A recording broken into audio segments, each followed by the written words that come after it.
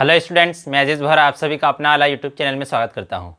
आज हम 12th class physics का चैप्टर नंबर 2 का जो टॉपिक पढ़ेंगे वो है डाई इलेक्ट्रिक्स एंड पोलराइजेशन। क्या है आज का हमारा टॉपिक?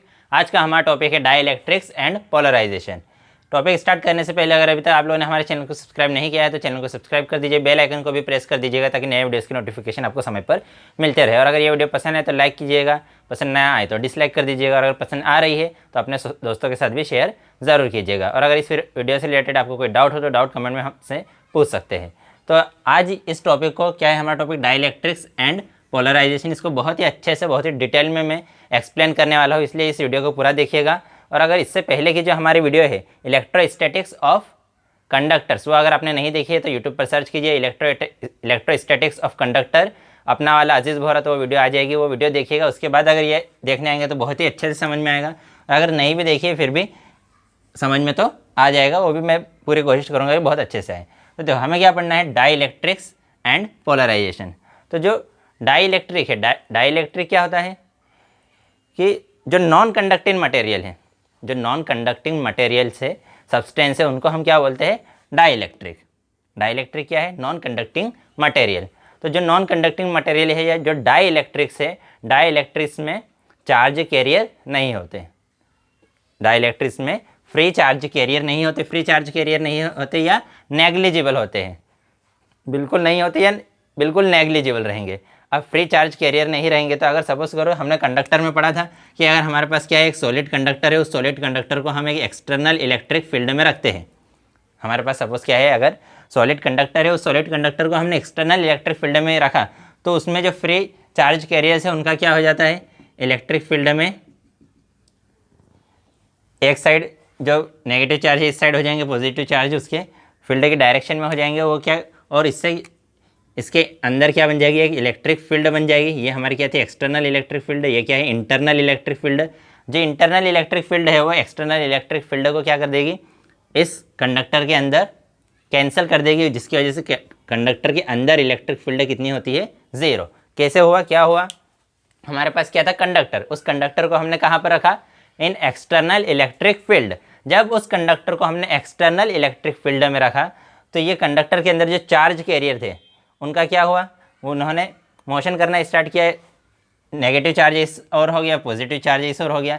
तो इसके अंदर फिर क्या बन गई, इन चार्जेस की वजह से इंटरनल इलेक्ट्रिक फील्ड बनी। इस इंटरनल इलेक्ट्रिक फील्ड में यहाँ पर जो electric field external electric field थी उसको कैंसिल आउट कर दिया, जिसकी वजह से कंडक्टर के अंदर इलेक्ट्रिक फील्ड कितनी होती है, ज़ीरो।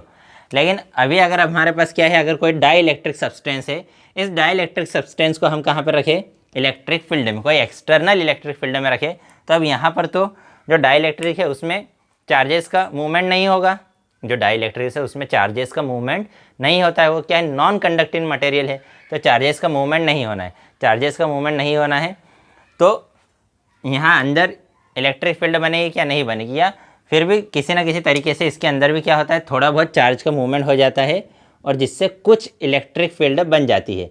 अब वो जो इलेक्ट्रिक फील्ड है वो बहुत ही कम रहेगी, इसके अंदर जो इलेक्ट्रिक फील्ड बनी, किसके अंदर, डाई इलेक्ट्रिक के अंदर, वो बहुत कम बनी, जिसकी वजह से वो जो बाहर की इलेक्ट्रिक फील्ड जो है उसको कैंसिल आउट नहीं कर पाती, जिसकी वजह से इसके अंदर इलेक्ट्रिक फील्ड ज़ीरो नहीं हो पाती। ठीक है, तो हमने जब इलेक्ट्रिक फील्ड को रखा, जब कंडक्टर को इलेक्ट्रिक फील्ड में रखा तो कंडक्टर ने क्या करा, अपने अंदर अपोजिट डायरेक्शन में इलेक्ट्रिक फील्ड बनाई। इसके अंदर एक इस डायरेक्शन में इलेक्ट्रिक फील्ड है, इस डायरेक्शन में इलेक्ट्रिक फील्ड है इसके अंदर, जिसकी वजह से एक दूसरे को उन्होंने कैंसिल कर दिया, और कंडक्टर के अंदर इलेक्ट्रिक फील्ड कितनी हो गई, ज़ीरो। नेट इलेक्ट्रिक फील्ड कितनी हो गई, ज़ीरो।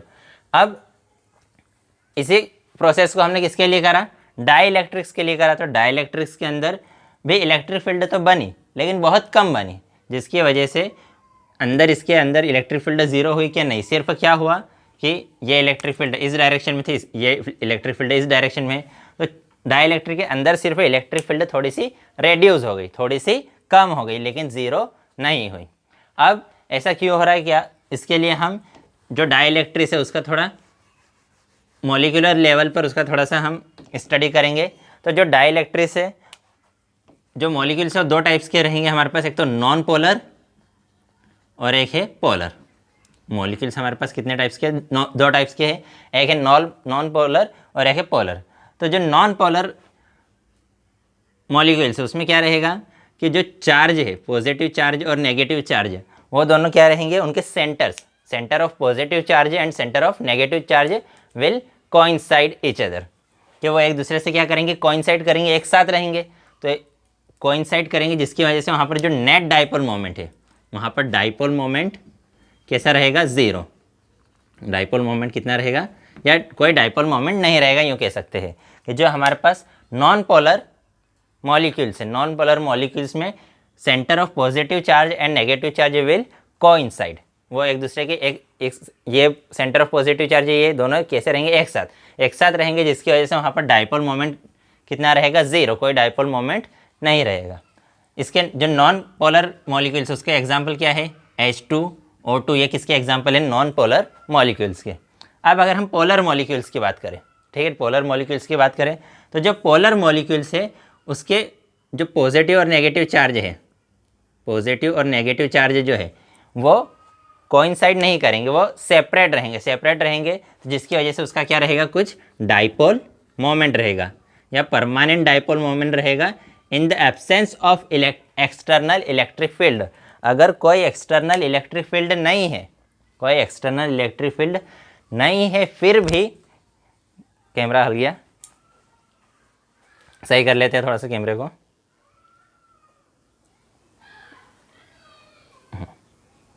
तो अगर कोई एक्सटर्नल इलेक्ट्रिक फील्ड नहीं है, फिर भी जो हमारा पोलर मॉलिक्यूल रहेगा, पोलर मॉलिक्यूल का कुछ ना कुछ या उसका क्या होगा, परमानेंट डाइपोल मोमेंट रहेगा। पोलर मॉलिक्यूल में जो नेगेटिव चार्ज है और जो पॉजिटिव चार्ज है वो क्या रहेंगे, सेपरेट रहेंगे, तो ये क्या बन गया, डाइपोल बन गया। डाइपोल बना मतलब उसका क्या रहेगा, डाइपोल मोमेंट रहेगा। तो जो पोलर मॉलिक्यूल्स है, पोलर मॉलिक्यूल्स के क्या रहेंगे, परमानेंट डाइपोल मोमेंट रहेगा, भले ही वहाँ पर कोई एक्सटर्नल फील्ड नहीं हो। अगर यहाँ पर कोई एक्सटर्नल इलेक्ट्रिक फील्ड नहीं भी है, फिर भी इस पोलर मॉलिक्यूल का क्या रहता है, परमानेंट डाइपोल मोमेंट। इतना आया समझ में। तो अगर हमारे पास क्या है, नॉन पोलर मॉलिक्यूल है, तो नॉन पोलर मॉलिक्यूल का डाइपोल मोमेंट नहीं रहेगा। कब बात कर रहे हैं हम, जब एक्सटर्नल इलेक्ट्रिक फील्ड नहीं है। और अगर हमारे पास पोलर मॉलिक्यूल है, तो अगर एक्सटर्नल इलेक्ट्रिक फील्ड नहीं भी है, फिर भी वहाँ पर उसका क्या रहेगा, परमानेंट डाइपोल मोमेंट रहेगा। तो अब हम एक सब्सटेंस ले लेते हैं, ये एक हमने सब्सटेंस लिया पोलर मॉलिक्यूल का, ठीक है, और यहाँ पर एक और हमने सब्सटेंस लिया नॉन पोलर का। ये हम ले लेते हैं नॉन पोलर मॉलिक्यूल, और ये किसका सब्सटेंस है, पोलर मॉलिक्यूल का। ये सब्सटेंस किसका ले लिया हमने, पोलर मॉलिक्यूल का, ठीक है। अभी यहाँ पर इलेक्ट्रिक फील्ड कितनी है, ज़ीरो। यहाँ पर अभी इलेक्ट्रिक फील्ड कितनी है, ज़ीरो। हमने जब नॉन पोलर मॉलिक्यूल का सब्सटेंस लिया, नॉन पोलर मतलब उसका जो नेगेटिव और पॉजिटिव चार्ज है वो कैसा रहेगा, एक दूसरे से कोइंसाइड करेगा, दोनों के सेंटर एक ही रहेंगे। तो यहाँ पर जितने भी पॉजिटिव और नेगेटिव चार्ज है सभी कैसे रहेंगे, एक साथ रहेंगे। तो यहाँ पर इस सब्सटेंस का जो नेट डाइपोल मोमेंट है वो कितना रहेगा, ज़ीरो। इस कंडीशन में जहाँ पर इलेक्ट्रिक फील्ड कितनी है, ज़ीरो, ये जो नॉन पोलर मॉलिक्यूल का सब्सटेंस है इसका डाइपोल मोमेंट कितना रहेगा, ज़ीरो। अब अगर यहाँ पर हम क्या लगा दें, एक एक्सटर्नल इलेक्ट्रिक फील्ड लगा दें।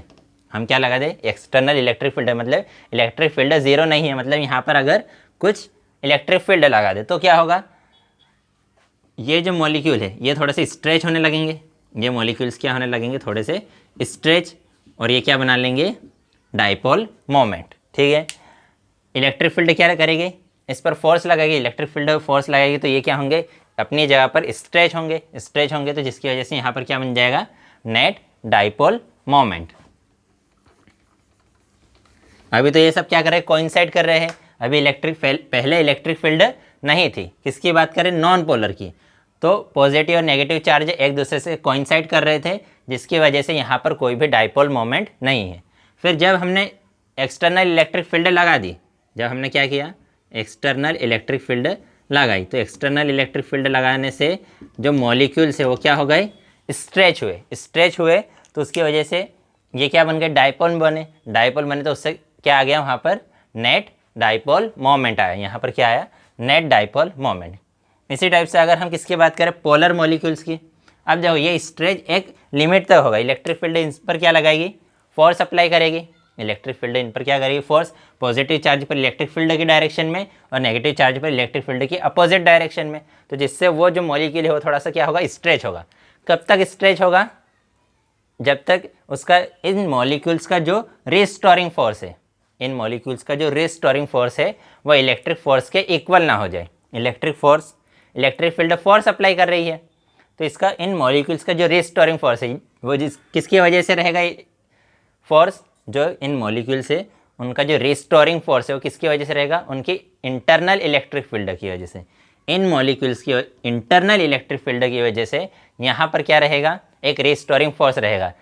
थोड़ी देर तक तो वो क्या होते रहे, स्ट्रेच होते रहे, फिर एक टाइम ऐसा आएगा कि इनका जो इंटरनल रिस्टोरिंग फोर्स है वो इस इलेक्ट्रिक फील्ड के फोर्स को बैलेंस कर देगा, जिसके बाद ये स्ट्रेच होना बंद हो जाएंगे। पहले इलेक्ट्रिक फील्ड ने इनको खींचा, इलेक्ट्रिक फील्ड खींच रही है, फिर उसके बाद क्या हुआ, इलेक्ट्रिक फील्ड खींच रही थी, फिर इन मॉलिक्यूल्स ने अपने को बचाने के लिए रिस्टोरिंग फोर्स लगाया।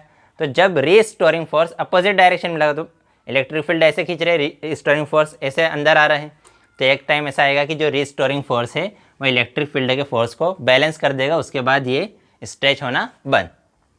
तो अब ये डाइपोल बन गए तो मतलब यहाँ पर क्या आ जाएगा, नेट डाइपोल मोमेंट। कब आया, जब हमने क्या लगाई, एक्सटर्नल इलेक्ट्रिक फील्ड।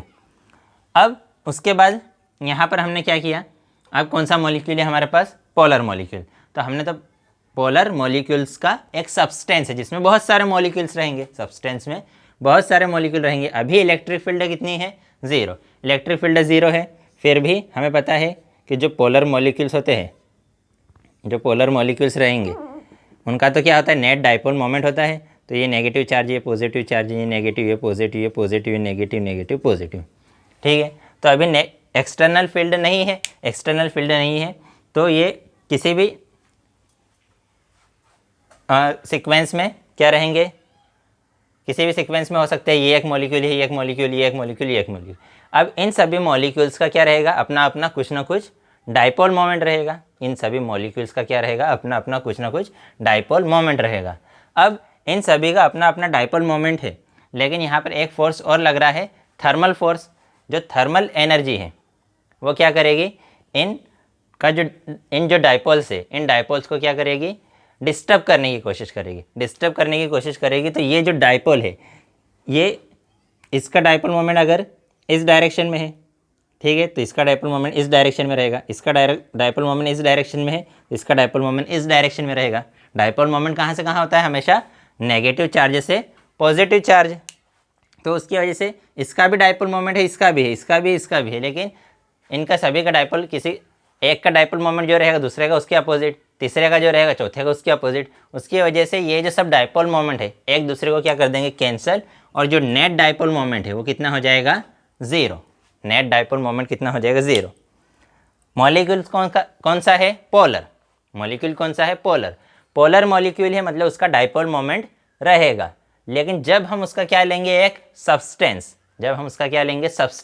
तो सब्सटेंस में बहुत सारे पोलर मॉलिक्यूल हैं, वो आर्बिट्ररी सीक्वेंस में रहेंगे इस सब्सटेंस के अंदर। तो किसी का डाइपोल मोमेंट इस डायरेक्शन में है तो किसी का इस डायरेक्शन में रहेगा, किसी का इस डायरेक्शन में है तो किसी का इस डायरेक्शन में रहेगा। तो सभी एक दूसरे को क्या कर देंगे, कैंसल आउट कर देंगे।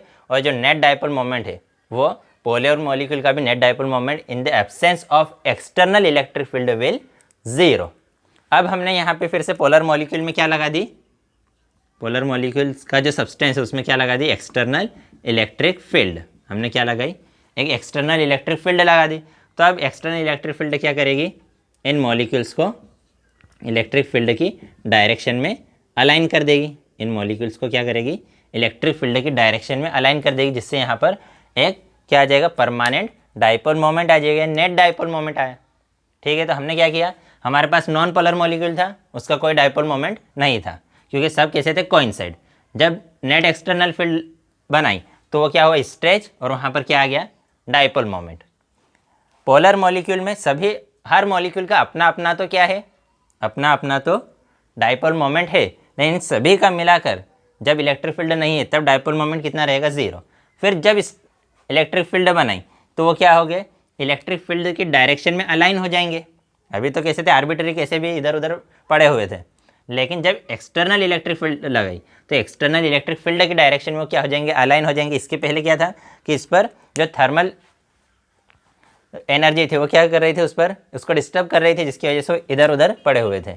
लेकिन अब यहाँ पे क्या हुआ कि ये सब इलेक्ट्रिक फील्ड की डायरेक्शन में क्या हो जाएंगे, अलाइन हो जाएंगे, जिसकी वजह से यहाँ पे क्या आ जाएगा, परमानेंट डाइपोल मोमेंट या नेट डाइपोल मोमेंट आ जाएगा। अब जो डाइपोल मोमेंट है, डाइपोल मोमेंट हम ऐसा जब भी एक्सटर्नल इलेक्ट्रिक फील्ड बनाएंगे तो हम ऐसा मानेंगे जो डाइपोल मोमेंट है वो किस डायरेक्शन में रहेगा, in the direction of electric field. और दूसरा जो डाइपोल मोमेंट है वो प्रोपोर्शनल रहेगा किसके, इलेक्ट्रिक फील्ड के प्रोपोर्शनल। इन दो चीज़ों को जो मॉलिक्यूल्स फॉलो करेंगे उन मॉलिक्यूल्स को हम बोलते हैं लीनियर इंट्रिंसिक मॉलिक्यूल। जो मॉलिक्यूल किन दो बातों को, एक तो कि जब एक्सटर्नल इलेक्ट्रिक फील्ड लगाएंगे तो molecules in the direction of electric field straight line में अलाइन हो जाएंगे। दूसरी बात, जो डाइपोल मोमेंट है वह एक्सटर्नल इलेक्ट्रिक फील्ड के क्या रहेगा, डायरेक्टली प्रोपोर्शनल रहेगा। इन दो बातों को जो मॉलिक्यूल्स फॉलो करेंगे, जो सब्सटेंस फॉलो करेंगे, उन्हें उन मॉलिक्यूल्स को हमने क्या कहा है, लीनियर इंट्रिंसिक मॉलिक्यूल। ठीक है, अब इतनी कहानी तो यहाँ पर हो गई। अब जो हम क्या बोल रहे हैं कि यूनिट वॉल्यूम में जितना डाइपोल मोमेंट रहेगा, dipole moment per unit volume is called polarization. Dipole moment per unit volume, कि यूनिट वॉल्यूम, एक वॉल्यूम में जितना डाइपोल मोमेंट रहेगा, क्लियर दिख रहा है ना, हाँ, यूनिट वॉल्यूम में जितना डाइपोल मोमेंट रहेगा उस डाइपोल मोमेंट को ही हमने क्या कहा है, पोलराइजेशन, और उसको हमने किससे डिनोट किया है, P से। Dipole moment per unit volume, dipole moment per unit volume is called polarization and it is directly proportional to applied external electric field। जो डाइपोल मोमेंट है या पर यूनिट वॉल्यूम का जो डाइपोल मोमेंट है जिसको हमने क्या कहा है, पोलराइजेशन, वही किसके डायरेक्टली प्रोपोर्शनल है, इलेक्ट्रिक फील्ड के डायरेक्टली प्रोपोर्शनल है। अब जब भी यहाँ पर हम क्या करेंगे, प्रोपोर्शनलिटी का साइन हटाएंगे तो एक कांस्टेंट आएगा, ये इसे हम क्या पढ़ेंगे, जाई। ये क्या है हमारा, यू बनाओ या इस टाइप से बनाओ, कैसे भी बना सकते हैं हम। तो एक्स के जैसा है लेकिन एक डंडी उसकी थोड़ी सी तिरछी रहेगी। तो ये क्या है, हमारा एक प्रोपोर्शनलिटी कांस्टेंट है। इसे हम बोलते हैं इलेक्ट्रिक मुझे भी बोलते नहीं आ रहा, सब्सेप्टिबिलिटी। ठीक है, मुझे भी थोड़ा सा बोलने में प्रॉब्लम होती है इसको। तो इसको हम क्या बोलते हैं, ये जो जाई है इसको क्या बोलते हैं, इलेक्ट्रिक सब्सेप्टिबिलिटी। ठीक है, ससेप्टिबिलिटी, इलेक्ट्रिक ससेप्टिबिलिटी। ठीक है, तो ये जो P है, P इज इक्वल टू कितना है, जाई E। अब हमने सपोज करो, अब हमने तो क्या कहा है कि अगर हम किसी भी इलेक्ट्रिक फील्ड में एक क्या रखेंगे, डाई इलेक्ट्रिक रख देते हैं। सपोज करो ये हमारे पास एक डाई इलेक्ट्रिक है। ठीक है, हमारे पास क्या है, एक डाई इलेक्ट्रिक है। इस डाई इलेक्ट्रिक को हमने कहाँ पे रख दिया, एक एक्सटर्नल इलेक्ट्रिक फील्ड में रखा। एक्सटर्नल इलेक्ट्रिक फील्ड हमने मान ली कितनी है, E0, इस डायरेक्शन में है इलेक्ट्रिक फील्ड। इस इलेक्ट्रिक फील्ड में हमने क्या रखा, इस डाई इलेक्ट्रिक को रख दिया। अब जब इस डाई इलेक्ट्रिक को रखा तो इस डाई इलेक्ट्रिक के अंदर थोड़ी सी क्या बनेगी, इंटरनल इलेक्ट्रिक फील्ड बनेगी, थोड़ी सी अपोजिट डायरेक्शन में, जो क्या करेगी, इसको, इसके अंदर की जो इलेक्ट्रिक फील्ड है उसको रेड्यूस कर देगी। अब कैसे रेड्यूस करेगी वो हम देख लेते हैं। तो देखो इसके अंदर क्या है, बहुत सारे मॉलिक्यूल्स है। इसके अंदर क्या है, बहुत सारे मॉलिक्यूल्स है। जैसे हमने इसको एक एक्सटर्नल इलेक्ट्रिक फील्ड में रखा तो वो मॉलिक्यूल्स क्या होने लगेंगे, स्ट्रेच होने लगेंगे। ठीक है, वो मॉलिक्यूल्स क्या होने लगेंगे, स्ट्रेच होने लगेंगे। तो कुछ इस टाइप से वो स्ट्रेच हो जाएंगे। ठीक है,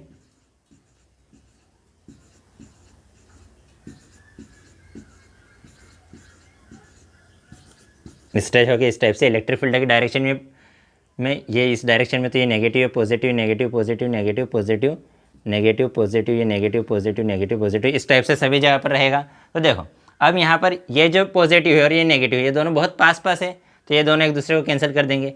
ये वाला जो पॉजिटिव है, ये वाला जो नेगेटिव है, ये एक दूसरे को कैंसिल कर देगा। तो बीच के जितने भी पॉजिटिव और नेगेटिव है वो एक दूसरे को क्या कर देंगे, न्यूट्रल कर देंगे।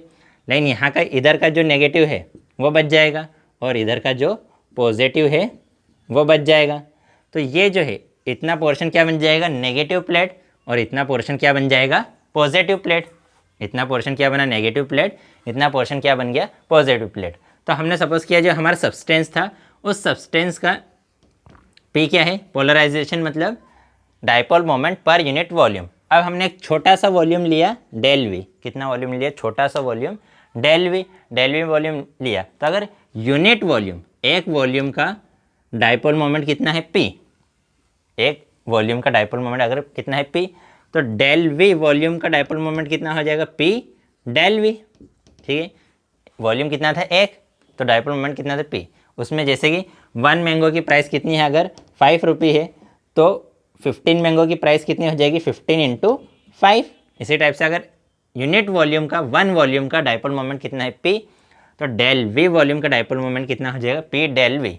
अब ये जो पी वॉल्यूम है ये कैसा है, बहुत ही छोटा सा वॉल्यूम लिया है, बहुत छोटा वॉल्यूम लिया है। वॉल्यूम तो बहुत छोटा है लेकिन उस छोटे से वॉल्यूम में बहुत सारे मॉलिक्यूल्स रहेंगे। तो अब हमने यहाँ पर क्या ले लिया कि ये इस टाइप से अलाइन हो जाएंगे हमारे मॉलिक्यूल्स। तो जो पॉजिटिव नेगेटिव तो क्या कर देंगे, एक दूसरे को न्यूट्रल कर देंगे। लेकिन इधर का जो नेगेटिव है उसको न्यूट्रल करने के लिए कोई नहीं है, इधर का जो पॉजिटिव है उसको न्यूट्रल करने के लिए कोई नहीं है। तो ये जो प्लेट है ये नेगेटिव बन जाएगी और ये एक टाइप से नेगेटिव सरफेस बन जाएगा और ये पॉजिटिव सरफेस बन जाएगा। तो इस नेगेटिव सरफेस के सरफेस चार्ज डेंसिटी हमने सपोज कर ली माइनस सिग्मा पी, और इसके हमने सरफेस चार्ज डेंसिटी सपोज कर ली प्लस सिग्मा पी।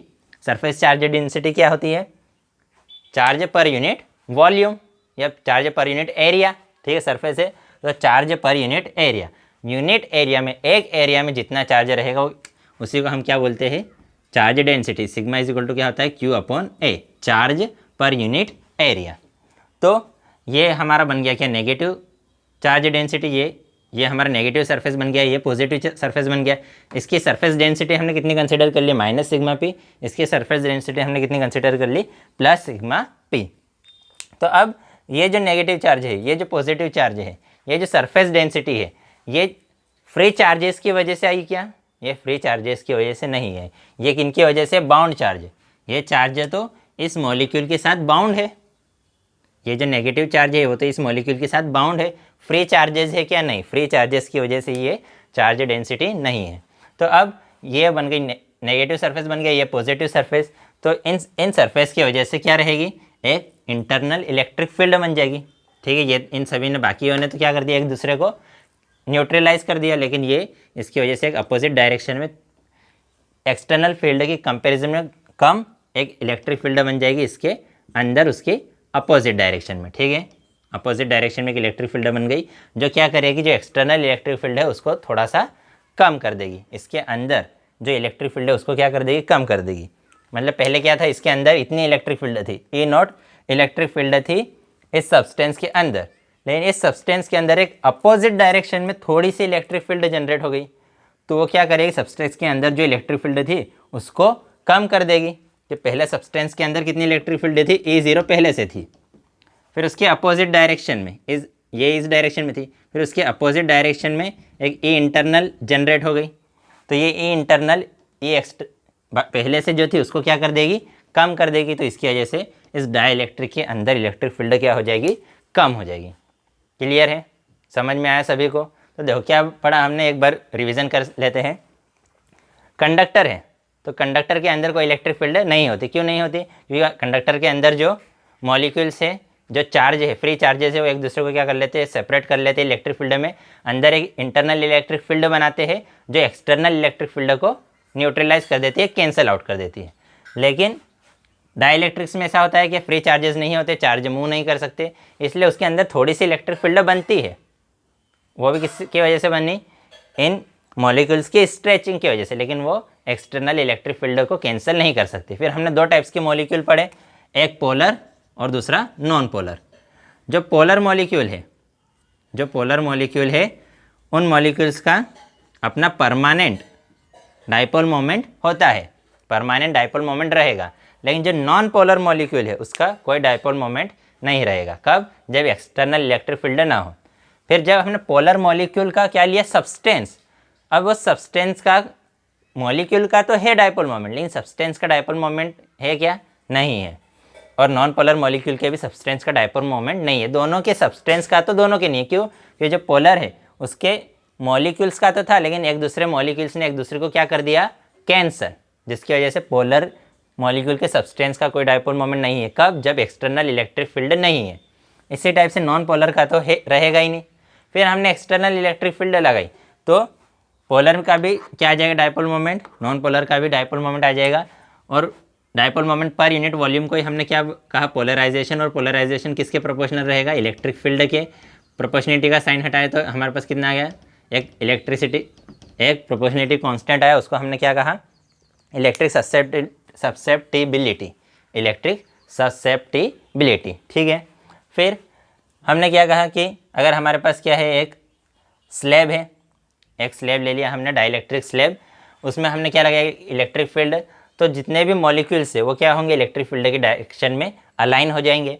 तो जो अंदर के नेगेटिव पॉजिटिव चार्जेस है वो तो एक दूसरे को क्या कर देंगे? न्यूट्रल कर देंगे। लेकिन जो कॉर्नर्स के है वो न्यूट्रल नहीं होंगे, जिसकी वजह से ये सरफेस नेगेटिव बन जाएगा और ये सरफेस पॉजिटिव सरफेस बन जाएगा। तो अब ये नेगेटिव सरफेस, ये पॉजिटिव सरफेस, इसकी वजह से अंदर क्या बन जाएगी? एक इलेक्ट्रिक फील्ड अपोजिट डायरेक्शन में। तो ये इलेक्ट्रिक फील्ड जो है एक्सटर्नल इलेक्ट्रिक फील्ड की इंटेंसिटी को थोड़ी सी कम कर देगी। तो आज की वीडियो में इतना ही। नेक्स्ट वीडियो में हम नेक्स्ट टॉपिक पढ़ेंगे। बाय।